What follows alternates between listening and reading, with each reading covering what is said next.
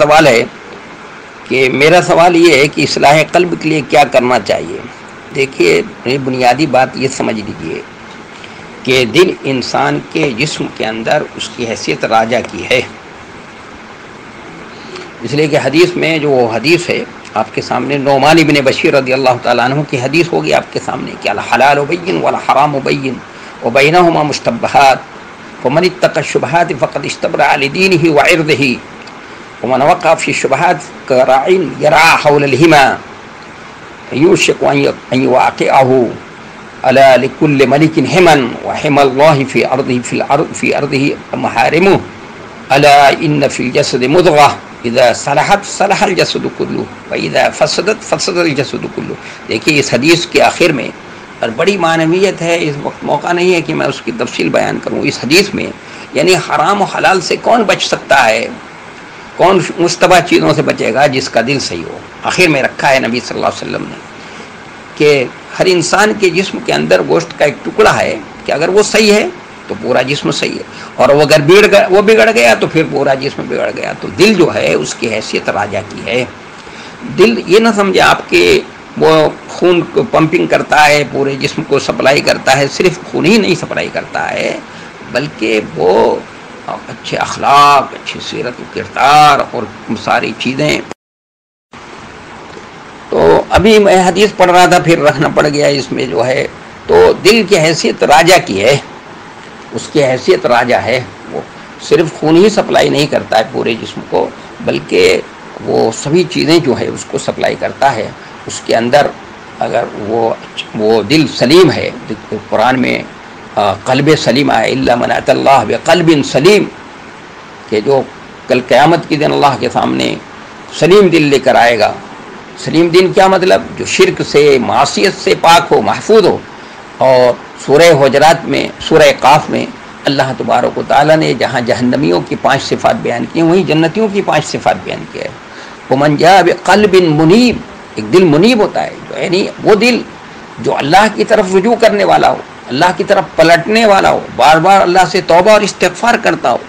تو ایسا دل جو ہے وہ ایسے دل والا اگر کوئی شخص ہے تو وہ جنتی کی صفت بیان کی. ومن خشی الرحمن بالغیب ومن جاء بقلب منیب. یہ تو قلب منیب ہو، قلب سلیم ہے تو وہ اس کو صرف خون ہی نہیں سپلائی کرے گا، پورے جسم میں اس کی حیثیت راجہ کی ہے. تو اس کا دل سلیم ہے، دل منیب ہے اس کا، تو اس کے اعضاء اور جوارح پر بھی اس کا اثر پڑے گا، اس کی زبان پر بھی اس کا اثر ہوگا. زبان سے بھی بولے گا تو کوئی غلط بات نہیں کہے گا، اور جو اس کے کردار، اس کے اعمال ہر چیز سے ظاہر ہوگا.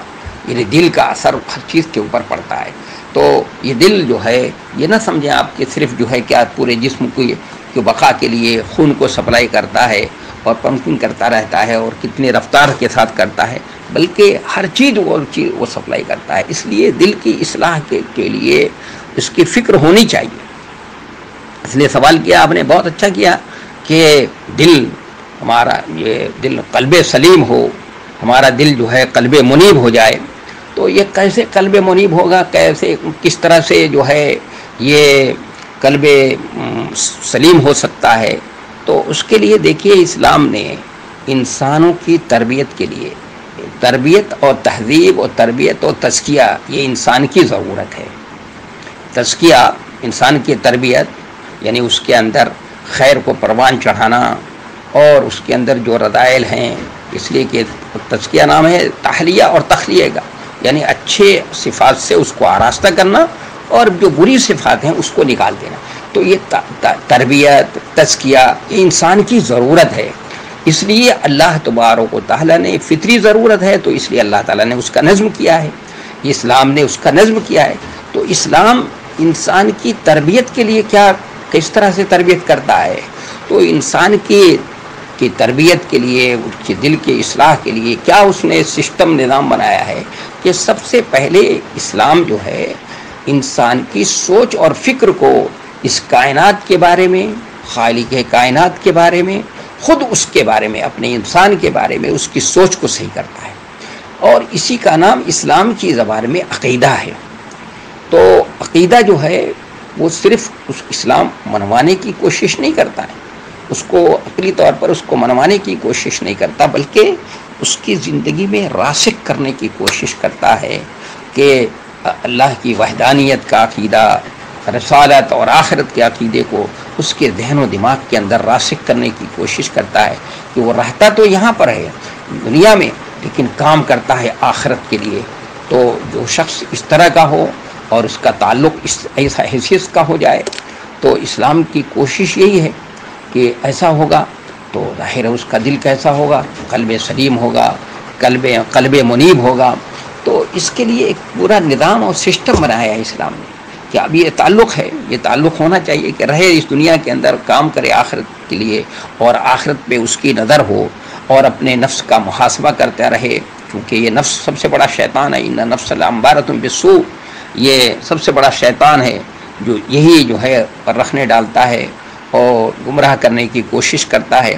تو اس کو پہلے اس پر کنٹرول کرنے کی کوشش کی جائے گی، اس کو سدھایا جائے گا تو وہ نفس امارہ سے نفس لوامہ بنائے گا، اور پھر مزید اور تفصیل پر اس کی کوشش کی جائے گی تو نفس مطمئنہ بن جائے گا، جس کے بارے میں کہا یا ایھا النفس المطمئنہ ارجعی الی ربک راضیۃ مرضیہ فادخلی فی عبادی وادخلی جنتی۔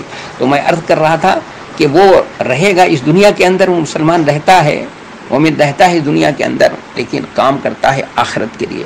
تو اب یہ تعلق جو اللہ سے اس کا تعلق ہے، رشتہ اسلام جوڑتا ہے، اس تعلق کو کیسے اور پروان چڑھایا جائے گا؟ تو اس کے لیے کچھ عملی چیزیں بتائی ہیں قرآن نے، اور کچھ اسلام نے بتائی، ہم کو کچھ ہی عملی چیزیں بتائی ہیں اور کچھ فکری چیزیں بتائی ہیں۔ فکری کیا ہیں؟ فکری 4 چیزیں ہیں۔ سب سے پہلے اسلام نے یہ کہا ہے کہ تم غور کرو اے انسان، تمہارے دل کے اندر تم اپنے نفس کا ایک تو محاسبہ کرنا ہے، ہر موقع پر اس کا محاسبہ کرتے رہنا ہے کہ کیا غلط کیا اس نے، کیا صحیح کیا۔ تو یہ تعلق کو اللہ سے مضبوط کرنا ہے۔ تو پہلے کہا کہ 4 چیزیں ہیں جس کے اندر غور کرنی ہے اس کو۔ پہلے یہ کہ اللہ سے انسان کا رشتہ کیا ہے، تو وہ بھائی رشتہ یہ ہے، رب ہے، وہ ہمارا رب ہے، ہم اس کے بندے ہیں، وہ معبود ہے، ہم اس کے غلام ہیں، تو ہم اس کے عبادت گزار ہیں۔ تو اس رشتے کے اوپر غور کرنا ہے اس کو۔ آدمی غور کرتا جائے گا، جتنا غور کرے گا اس رشتے پر اتنی ہی زیادہ اللہ سے تعلق اور رشتہ اس کا کیا ہوگا، مضبوط ہوگا۔ پھر دوسرے یہ رشتہ غور کرنا ہے کہ انسان کی حیثیت یہاں دنیا میں خلیفہ کی ہے، اللہ نے اپنا جانشین بنایا ہے، اس کو کچھ اختیارات دیے ہیں، اختیارات دے کر مسلسل اس کا امتحان لے رہا ہے۔ تو اب امتحان لے رہا ہے اس کا، تو اپنے نفس کا روزانہ محاسبہ بھی کرتا رہے کہ کیا صحیح کیا اس نے، کہیں صحیح طور پہ امانت داری کے ساتھ حقوق ادا کیے، دیانت داری سے کام لیا ہے، کہیں ایسا تو نہیں کہ بددیانتی ہو رہی ہے، کہیں ایسا تو نہیں کہ میں استعمال کرنے میں غلطی سے کام لے رہا ہوں۔ تو اپنا خلیفہ اللہ نے بنایا ہے، تو اس بارے میں بھی غور کرتا رہے۔ اور تیسری بات یہ کہ ایمان لائے ہم یہ لوگ، تو اللہ تبارک و تعالیٰ سے یہ ایمان کیا ہے، اللہ سے عہد ہے۔ تو عہد ہم نے جو اللہ سے عہد کیا ہے، تو اس میں بھی غور کرنا ہے کہ ہم نے اللہ کے عہد کا کتنا پاس و لحاظ کیا ہے۔ ہم یہ کہتے ہیں کہ اللہ تیری عبادت کرتے ہیں، تیرے علاوہ کسی سے مدد نہیں مانگتے ہیں، اللہ تجھی سے مدد مانگتے ہیں، تیری ہی عبادت کرتے ہیں، اے اللہ ہم تیرے ہی لیے محبت کرتے ہیں، کسی سے تیرے لیے محبت کرتے ہیں، تیرے لیے بغض عناد رکھتے ہیں، تیرے لیے کسی کو دیتے ہیں، تیرے لیے محبت کے لیے کسی کو منع کرتے ہیں۔ تو یہ جو اس طرح کا انسان ہوگا، سوچے گا، غور کرے گا، تو کیا ہوگا، اس کا دل صاف ستھرا ہوگا، سلیم دل ہوگا، قلب منیب ہوگا اس کا۔ تو یہ اس پہلو سے بھی سوچنا، غور کرنا۔ اور چوتھی بات یہ کہ انسان اللہ کے سامنے جواب دہ ہے، اس پہلو سے بھی سوچنا ہے کہ بھائی میں اللہ کے سامنے جواب دہ ہوں، مجھے جو کچھ بھی یہاں پہ کر رہا ہوں اللہ کے سامنے مجھ سے بات پرس ہوگی، اللہ مجھ سے بات پرس کرے گا، جو نعمتیں دی ہیں اللہ نے ہر نعمت کے بارے میں سوال کرے گا۔ تو اس طرح سے آدمی غور کرے گا تو اس کے قلب کی اصلاح ہوگی، قلب کی اصلاح ہوتی چلی جائے گی، قلب اس کا سدھرتا چلا جائے گا، پھر ایسا سدھر جائے گا، اس طرح ہو جائے گا کہ پھر کسی سے محبت کرے گا تو اللہ ہی کے لیے کرے گا، کسی کو دے گا بھی تو اللہ ہی کے لیے دے گا، کسی سے بغض اور نفرت کرے گا تو اللہ ہی کے لیے کرے گا، کسی کو منع کرے گا تو اللہ ہی کے لیے منع کرے گا۔ تو اور ایسے ہی لوگ خوش نصیب جون کس کے لیے بتایا گیا ہے کہ جو دو کسی سے ملتے ہیں تو صرف اللہ کے لیے ملتے ہیں، جدا ہوتے ہیں تو کس کے لیے جدا ہوتے ہیں، اللہ ہی کے لیے جدا ہوتے ہیں۔ تو ایسے 2 شخص جو ہیں وہ عرش کے سائے میں ہوں گے۔ رجلان تحابا فی اللہ اجتماع علیہ وتفرقا علیہ. تو ایسا شخص ہو یہ فکری انداز ہے سوچنے کا انسان کو اپنے قلب کی اصلاح کرنے کے لیے یہ پروگرام ہم کو دیا ہے اس قرآن نے. اور قرآن کو پڑھیں گی, حدیثوں کو پڑھیں گی تو آپ کو یہ 4 پروگرام جو ہے آپ کو ملے گا. اور عملی کچھ طریقہ بتایا ہے. عملی طریقہ کیا ہے؟